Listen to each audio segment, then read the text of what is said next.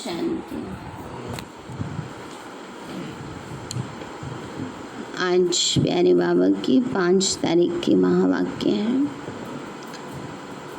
आज बाबा बोले, मीठे बच्चे एकांत में बैठ अब ऐसा अभ्यास करो जो अनुभव हो कि मैं शरीर से भिन्न आत्मा हूँ। एकांत में बैठ अब ऐसा अभ्यास करो जो अनुभव हो मैं शरीर से भिन्न आत्मा हूँ। इसको ही जीते जी मरना कहा जाता है।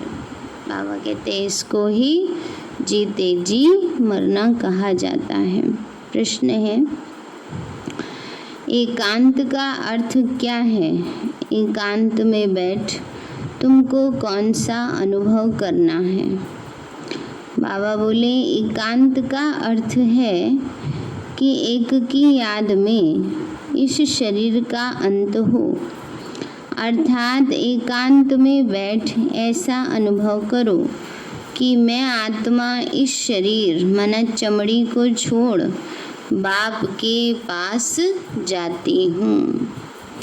कोई भी याद ना रहे। बाबा कहते हैं बच्चे एकांत में बैठ ऐसे अनुभव करना है कि मैं आत्मा इस शरीर को छोड़कर बाबा के पास जा रही हूँ। कोई भी याद ना रहे, बैठे बैठे अशरीरी हो जाओ। जैसे कि हम इस शरीर से मर गए, बस हम आत्मा हैं, शिव बाबा के बच्चे हैं। इस प्रैक्टिस से देह भान टूटता जाएगा। ओम शांति। बच्चों को बाप पहले पहले समझाते हैं कि मीठे मीठे बच्चों, जब यहाँ बैठते हो तो अपने को आत्मा समझ बाप को याद करते रहो और कोई तरफ बुद्धि नहीं जानी चाहिए। यह तुम बच्चे जानते हो हम आत्मा हैं। पाठ हम आत्मा बजाती हैं इस शरीर द्वारा। आत्मा अविनाशी है, शरीर विनाशी है। बाबा कहते बच्चे आत्मा अविनाशी है और शरीर विनाशी है, तो तुम बच्चों को देही अभिमानी बन बाप की याद में रहना है। हम आत्मा हैं, चाहे तो इन ऑर्गन्स से काम लेवें वरना लेवें। बाबा कहते पाठ पक्का हो, मैं आत्मा हूँ, चाहूँ तो इन ऑर्गन्स से काम लूँ, चाहे नहीं लूँ, सेकंड में न्यारा हो जाऊँ। अपने को शरीर से अलग समझना चाहिए। बाप कहते अपने को आत्मा समझो, देह को भूलते जाओ। हम आत्मा इंडिपेंडेंट हैं। हमको सिवाय एक बाप के और कोई को याद नहीं करना है। जीते जी मौत की अवस्था में रहना है।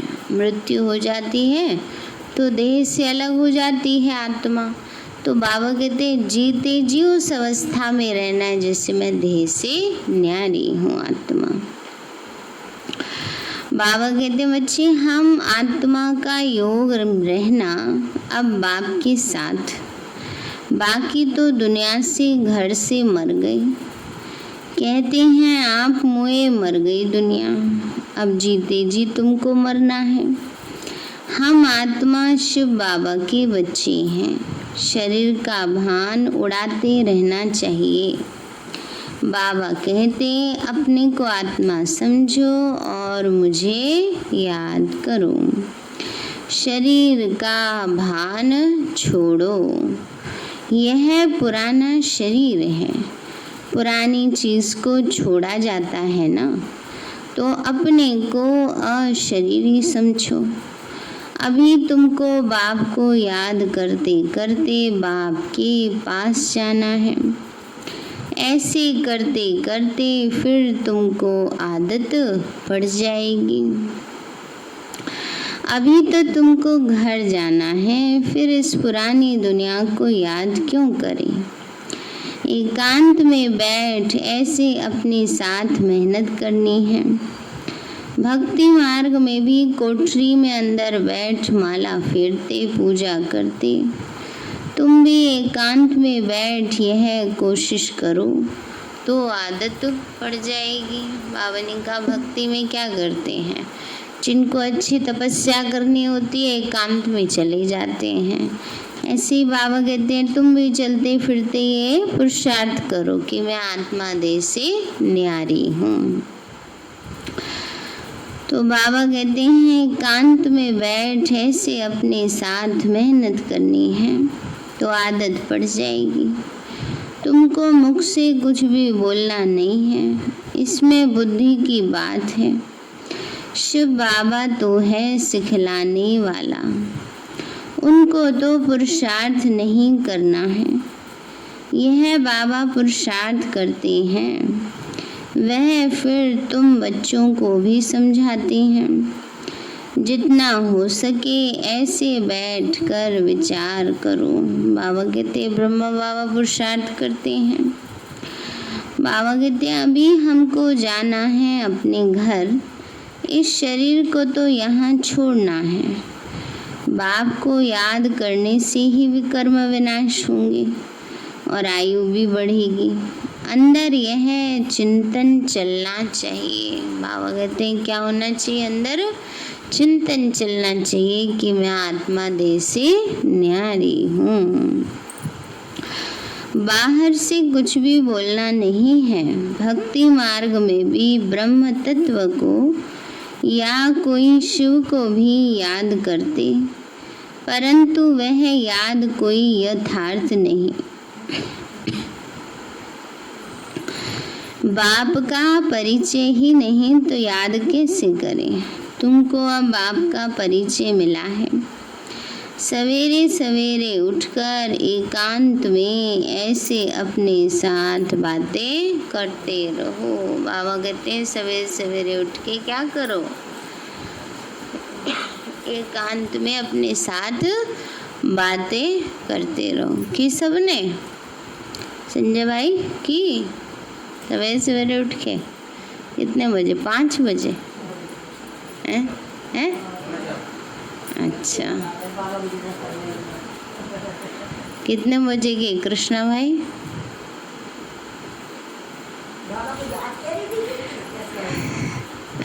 याद ही कह रही हूँ, बाबा को याद कितने बजे किया। चलो, बाबा कहते हैं मुझे सवेरे सवेरे उठ के अपने से ऐसे बातें करो, विचार सागर मंथन करो, बाप को याद करो। बाबा कहते हैं बाबा हम अभी आया कि आया आपकी सच्ची गोद में, वो है रूहानी गोद। तो ऐसे ऐसे अपने साथ बातें करनी चाहिए। बाबा आया हुआ है, बाबा कल्प कल्प आकर हमको राजयोग सिखलाते। बाबा कहते मुझे याद करो और चक्र को याद करो। स्वदर्शन चक्रधारी बनना है। बाप में ही सारा ज्ञान है ना चक्र का, वह फिर तुमको देते हैं। तुमको त्रिकालदर्शी बना रहे हैं। तीनों कालों अर्थात आदि मध्य अंत को तुम जानते हो। तो बाप भी है परम आत्मा, उनको शरीर तो है नहीं, अभी इस शरीर में बैठ तुमको समझाते हैं। यह वंडरफुल बात है। भागीरथ पर विराजमान होंगे तो जरूर दूसरी आत्मा है। भागीरथ माना भाग्यशाली रथ, कौन सा है? ब्रह्मा का। तो बहुत जन्मों के अंत का जन्म इनका है। नंबर 1 पावन वही फिर नंबर 1 पतित बनते हैं। वह अपने को भगवान विष्णु आदि तो कहते नहीं। यहाँ एक भी पावन आत्मा है नहीं, सब पतित ही हैं। तो बाबा बच्चों को समझाते हैं ऐसे ऐसे विचार सागर मंथन करो तो इससे तुमको खुशी भी रहेगी। इसमें एकांत भी जरूर चाहिए। एक की याद में शरीर का अंत होता है, उसको कहा जाता है एकांत ना। एक की याद में अंत, एक के अंत में खो जाना, ये भी एकांत है। यह चमड़ी छूट जाएगी। सन्यासी भी ब्रह्म की याद में व तत्व की याद में रहते, उस याद में रहते रहते शरीर का भान छूट जाता है। बस हमको ब्रह्म में लीन होना है, ऐसे बैठ जाते हैं। तपस्या में बैठे बैठे शरीर छोड़ देते हैं। भक्ति में तो बहुत मनुष्य धक्के खाते हैं, इसमें धक्के खाने की तो बात ही नहीं है। याद में ही रहना है, पिछाड़ी में कोई याद ही ना रहे। गृहस्थ व्यवहार में तो रहना ही है, बाकी टाइम निकालना है। स्टूडेंट को पढ़ाई का शौक होता है ना, ये पढ़ाई है। अपने को आत्मा न समझने से बाप, टीचर, गुरु सबको भूल जाते हैं ना। बाबा कहते हैं अपने को आत्मा नहीं समझते, शरीर समझते हैं, तो बाप, टीचर, गुरु सबको भूल जाते हैं। एकांत में बैठ ऐसे ऐसे विचार करो। गृहस्थियों के घर में तो वाइब्रेशन ठीक नहीं रहता है, घर के वाइब्रेशन में और सेंटर के वाइब्रेशन में अंतर होता है ना। अगर अलग प्रबंध है तो एक कोठरी में एकांत में बैठ जाओ। माताओं को तो दिन में भी टाइम मिलता है। बच्चे आदि स्कूल में चले जाते हैं, जितना टाइम मिले यही कोशिश करते रहो। तुमको तो एक घर है, बाप को तो कितने ढेर के ढेर दुकान है और ही वृद्धि हो जाएगी, है ना। बाबा कहते हैं ढेर की दुकान कौन सी है बाबा की? सेंटर बाबा की, वो बाबा की ढेर दुकान है। मनुष्यों को तो धंधे आदि की चिंता होती है तो नींद भी फिट जाती है। यह व्यापार भी है ना, कितना बड़ा सर्राफ है। बाबा क्या है? सर्राफ है। सर्राफ का मतलब होता है सुनार। कितना बड़ा मट्टा सट्टा करते, हिसाब किताब करते, व्यापार करते, पुराने शरीर आदि लेकर नया बना देते, सबको रास्ता बताते हैं। यह भी धंधा उनको करना है। यह व्यापार तो बहुत बड़ा है, व्यापारी को व्यापार का ही ख्याल रहता। बाबा ऐसे ऐसे प्रैक्टिस करते, फिर बतलाते ऐसे ऐसे करो। जितना तुम बाप की याद में रहेंगे तो स्वतः ही नींद फिट जाएगी। कमाई में आत्मा को बहुत मज़ा आएगा। कमाई के लिए मनुष्य रात में भी जागते हैं। सीजन में सारी रात भी दुकान खुला रहता है। तुम्हारी कमाई रात को और सवेरे को बहुत अच्छी होगी। सुन रहे हैं सभी? क्या कह रहे हैं बाबा? रात को और सवेरे को एकांत का वातावरण होता है ना, तो बुद्धि ज़्यादा इधर उधर नहीं जाती, कोई काम धंधा भी नहीं सवेरे और रात में। सुदर्शन चक्रधारी बनेंगे, त्रिकालदर्शी बनेंगे, 21 जन्म के लिए धन इकट्ठा करते, मनुष्य साहूकार बनने के लिए पुरुषार्थ करते। तुम भी बाप को याद करेंगे तो विकर्म विनाश होंगे, बल मिलेगा।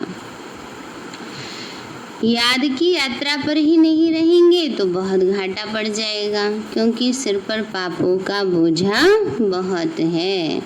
अब जमा करना है, एक को याद करना है और त्रिकालदर्शी बनना है। यह अविनाशी धन आधा कल्प के लिए इकट्ठा करना है। ये तो बहुत वैल्यूएबल है। बाबा कहते हैं ज्ञान धन आधा कल्प के लिए इकट्ठा करना है, और वो अभी कर सकते हैं और किसी युग में नहीं कर सकते। विचार सागर मंथन कर रत्न निकालने हैं, बाबा जैसे खुद करते हैं। बच्चों को भी युक्ति बतलाते हैं। कहते हैं बाबा माया के तूफान बहुत आते हैं। क्या कहते हैं बच्चे? बाबा क्या करें, माया आ जाती है, माया के बहुत तूफान आते हैं। अब बाबा कहते हैं जितना हो सके अपनी कमाई करनी है, यही काम आनी है। एकांत में बैठ बाप को याद करना है। फुर्सत है तो सर्विस भी मंदिरों आदि में बहुत कर सकते हो। बैज ज़रूर लगा रहे हैं ना। बाबा कहते हैं उस समय तो मंदिरों में सेवा कर सकते थे, है ना। तो बाबा कहते हैं बच्चे मंदिर में हर जगह जाके सेवा कर सकते हैं। सब समझ जाएंगे रूहानी मिलिट्री है। तुम लिखते भी हो हम स्वर्ग की स्थापना कर रहे हैं। आदि सनातन देवी देवता धर्म था, अब नहीं है जो फिर स्थापन करते हैं।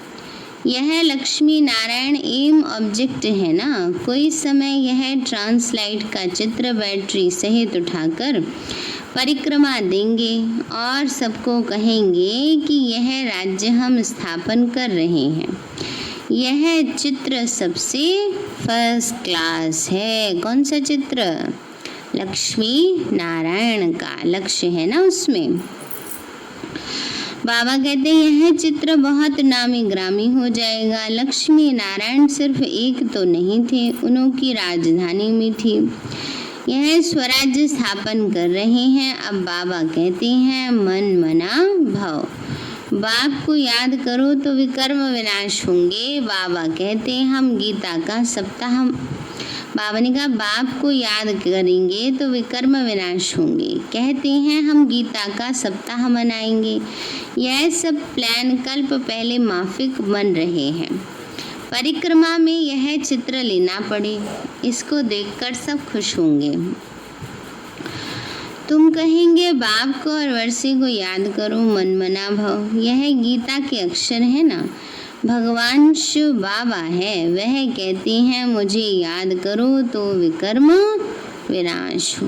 84 के चक्र को याद करो तो यह बन जाएंगे। लिटरेचर भी तुम सौगात देते रहो। शिव बाबा का भंडारा तो सदा भरपूर है। आगे चलकर बहुत सर्विस होगी। एम ऑब्जेक्ट कितनी क्लियर है। एक राज्य एक धर्म था, बहुत साहूकार थे। मनुष्य चाहते हैं एक राज्य एक धर्म, एक कुल एक मत एक भाषा थी ना वहाँ, तो सब शांतिपूर्वक था। अब बाबा कहते मनुष्य चाहते हैं एक धर्म हो एक राज्य हो। मनुष्य जो चाहते हैं सो आसार दिखाई पड़ते हैं, फिर समझेंगे कि यह ठीक कहते हैं। 100% पवित्रता सुख शांति का राज्य फिर से स्थापन कर रहे हैं, फिर तुमको खुशी भी रहेगी। याद में रहने से ही तीर लगेगा। शांति में रहे थोड़े अक्षर ही बोलने हैं, जास्ती आवाज़ नहीं। बाबा कहते किसी को समझाते भी हैं तो ज़्यादा आवाज़ करने की आवश्यकता नहीं, मुख्य मुख्य बात समझा दो, है ना। गीत कविताएं आदि कुछ भी बाबा पसंद नहीं करते। बाहर वाले मनुष्यों से रीस नहीं करनी है। बाहर में तो बहुत गीत चलते हैं। तुम्हारी तो बात ही और है। अपने को आत्मा समझ बाप को याद करना है। बस लोगन भी अच्छे हो जो मनुष्य पढ़कर जागे। बच्चे वृद्धि को पाते रहते हैं, खजाना तो भरपूर रहता है। बच्चों का दिया हुआ बच्चों के काम में ही आता है। बाप तो पैसे नहीं ले आते हैं, तुम्हारी चीज़ें तुम्हारे ही काम में लगाते हैं। शिव बाबा थोड़ी ऊपर से कोई पैसे लेके आएंगे हैं। बाबा कहते हैं बाबा के यज्ञ में जो भी बाबा के बच्चे सहयोग करते हैं तो वो सेवा के कार्य में ही लगता है। बच्चों का दिया हुआ बच्चों के ही काम आता है। बाप तो पैसे लेकर नहीं आते, तुम्हारी चीज़ तुम्हारे काम में आती है। भारतवासी जानते हैं हम बहुत सुधार कर रहे हैं। 5 वर्ष के अंदर इतना अनाज होगा जो अनाज की कभी तकलीफ नहीं होगी। 5 वर्षीय योजना बनाते हैं ना, तो उसमें ऐसे ऐसे सोचते हैं, पर होता क्या है, कभी कुछ हो जाता है कभी कुछ हो जाता है। जो मनुष्य का एस्टिमेट है उससे तो चेंज ही हो जाते हैं। और तुम जानते हो ऐसी हालत होगी जो अन्न खाने के लिए भी नहीं मिलेगा। ऐसे नहीं अनाज कोई सस्ता होगा। तुम बच्चे जानते हो हम 21 जन्म के लिए अपना राज्य भाग्य पा रहे हैं। यह थोड़ी बहुत तकलीफ तो सहन करनी ही है। कहा जाता है खुशी जैसी खुराक नहीं। बाबा कहते हैं अब 21 जन्म का राज्य भाग्य पाना है तो थोड़ी बहुत तकलीफ तो सहन करनी पड़ेगी, है ना। बिना उसके कैसे मिलेगा। तो कहा जाता है खुशी जैसी खुराक नहीं। अतीन्द्रिय सुख गोप गोपियों का गाया हुआ है। ढेर बच्चे हो जाएंगे, जो भी सैपलिंग वाले होंगे वह आते जाएंगे। झाड़ तो यहाँ ही बढ़ना है, स्थापना हो रही है। और धर्मों में ऐसे नहीं होता। वह तो ऊपर से आते हैं, यह तो जैसे कि झाड़ स्थापन हुआ ही पड़ा है। इसमें फिर नंबरवार आते जाएंगे, वृद्धि को पाते जाएंगे, तकलीफ कुछ भी नहीं है। उन्हों को तो ऊपर से आकर पाठ बजाना ही है, इसमें महिमा की क्या बात। धर्म स्थापक के पिछाड़ी आते रहते हैं, वह शिक्षा क्या देंगे सदगति की, कुछ भी नहीं। यहाँ तो बाप भविष्य देवी देवता धर्म की स्थापना कर रहे हैं। संगम युग पर नया सैपलिंग लगाते हैं। पहले पौधे को गमले में लगाकर फिर नीचे लगा दिया जाता है। कलम लगाते हैं ना, तो पहले पौधे में लगाते हैं, फिर ज़मीन में लगाते हैं, बड़ा होता है, जड़ें फैलती हैं।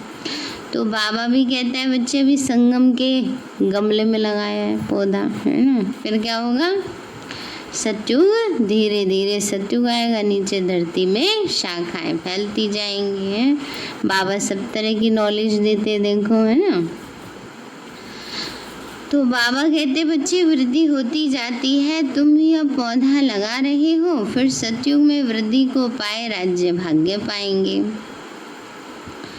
तुम नई दुनिया की स्थापना कर रहे हो। मनुष्य समझते हैं अर्जुन कलयुग में बहुत वर्ष पड़े हैं, क्योंकि शास्त्रों में लाखों वर्ष लिख दिए हैं। समझते हैं कलयुग में अभी 40,000 वर्ष पड़े हैं, फिर बाप आकर नई दुनिया बनाएंगे। कई समझते हैं यह वही महाभारत लड़ाई है, गीता का भगवान भी जरूर होगा।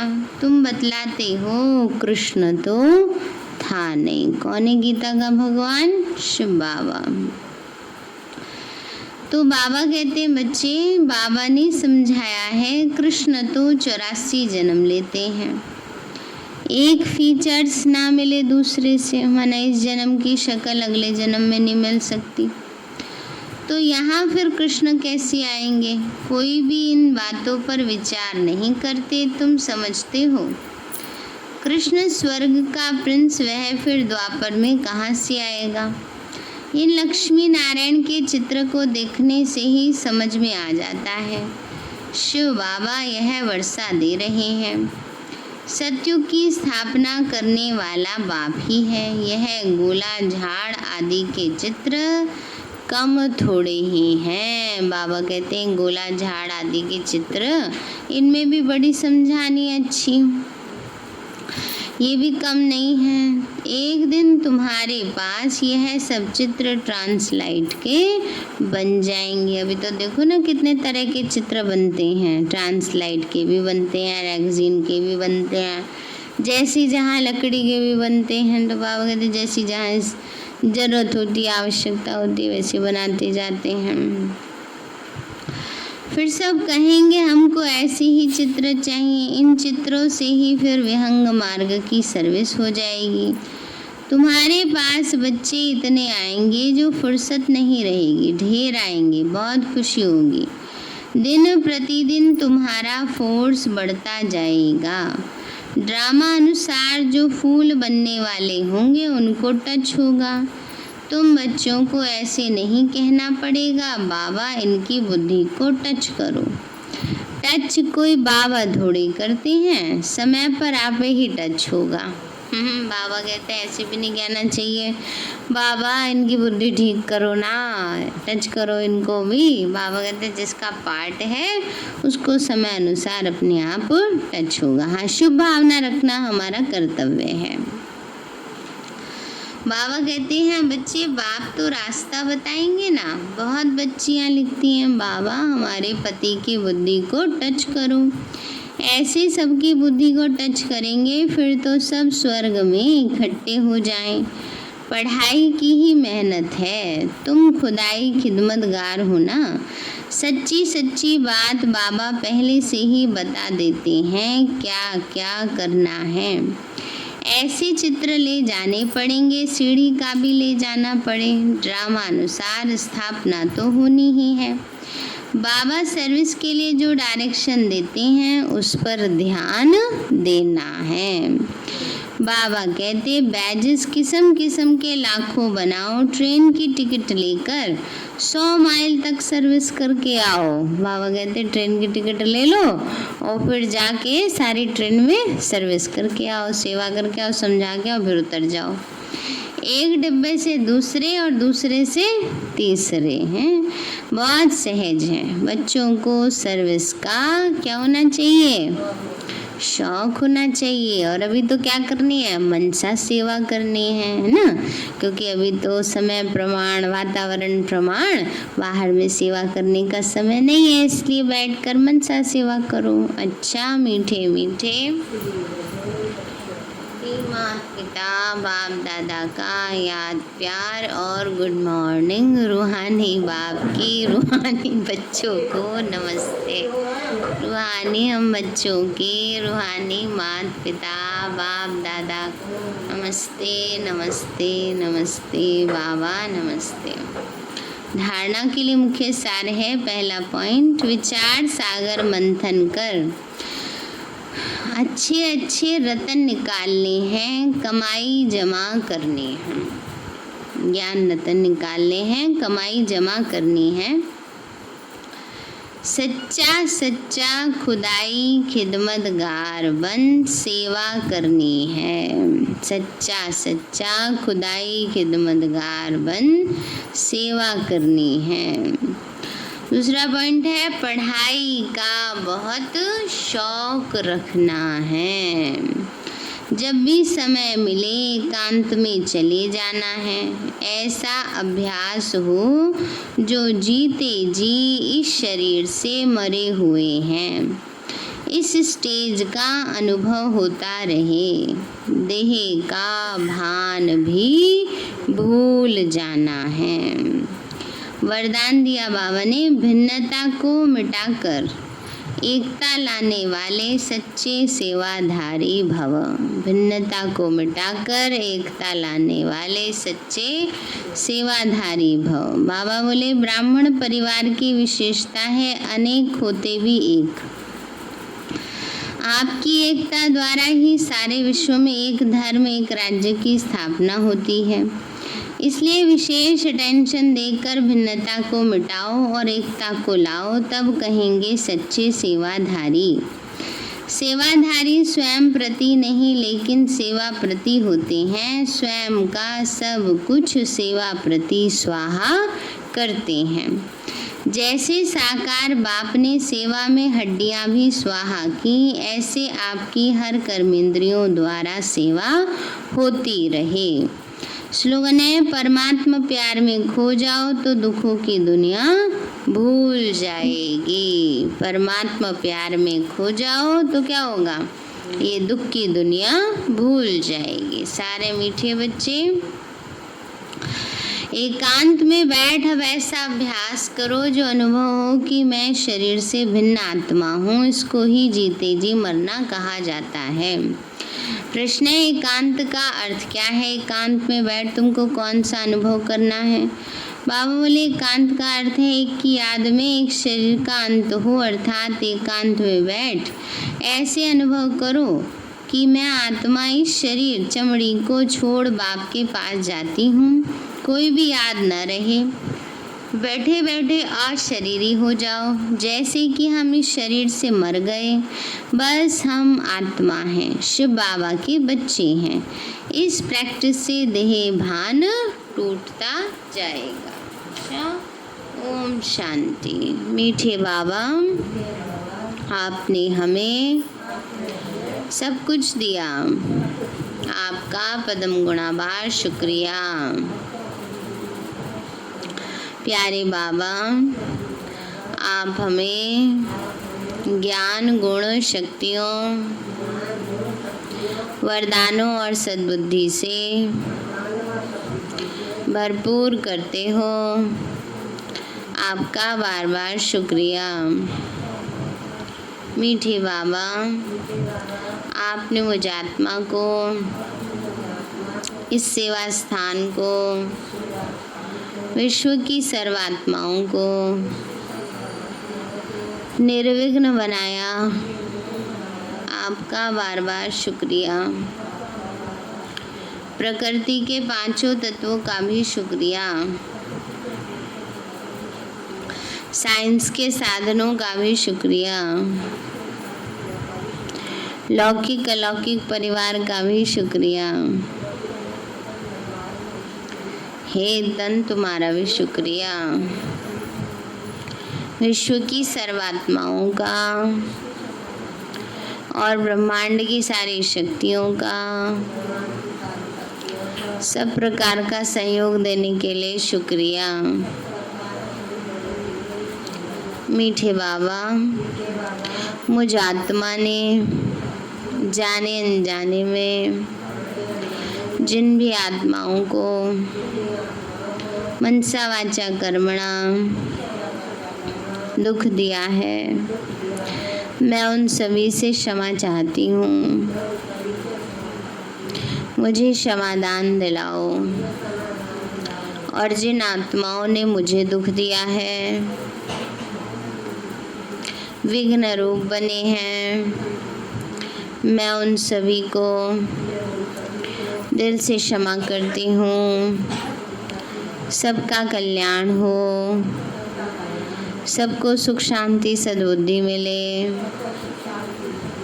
और बाबा के सेंटर की सेवाएं खूब बढ़ती जाएं। शिव बाबा से सारी शक्तियाँ मुझ आत्मा में समा रही हैं, पूरे शरीर में फैल रही हैं, पूरे घर में फैल रही हैं, पूरी कॉलोनी में फैल रही हैं, पूरे देश पूरी दुनिया में फैल रही हैं। सब प्रकार के वायरस नष्ट होते जा रहे हैं। मैं आत्मा परम धाम में चमकती हुई मणि हूँ। सतयुग में पावन देवताई शरीर में हूँ। मैं अष्टभुजाधारी देवी दुर्गा हूँ। विघ्न विनाशक गणेश हूँ। मैं बाबा की छत्र छाया में पलने वाली सर्वश्रेष्ठ ब्राह्मण आत्मा हूँ। मैं फरिश्ता हूँ। ओम शांति।